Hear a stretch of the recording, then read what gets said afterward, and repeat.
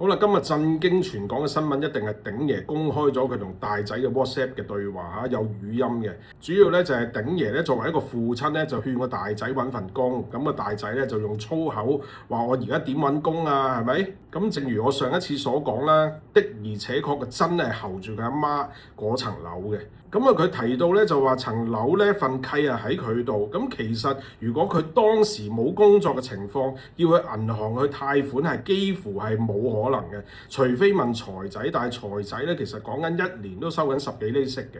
咁而家更加冇可能啦，因為份契仲係阿媽嘅名。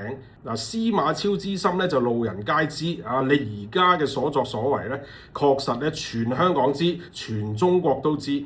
因為你呢單嘢咧喺國內咧都討論得非常咁熾熱，咁我覺得咧即係咧阿大仔李永漢咧真係非常之不智。曾經你係發過一啲咁嘅信息俾你老豆又爆粗鬧你老豆，又講到你揸住份契，你明知老豆有呢啲信息有機會攞出嚟，你仲走去面對傳媒講一個大話兩個大話，無數咁多個大話。我亦都好撐阿鼎爺。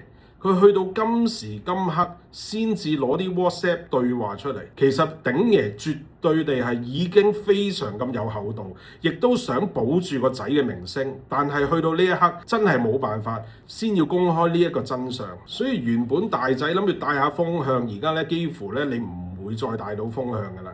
所有香港人都係會企喺鼎爺嗰邊。嗱，我哋撐你嘅鼎爺，撐住啊！81歲，而家仲要咁瘦，所以咧，我哋天佑鼎爺啊！呢場仗打贏佢，我係商道嘅 James，加油！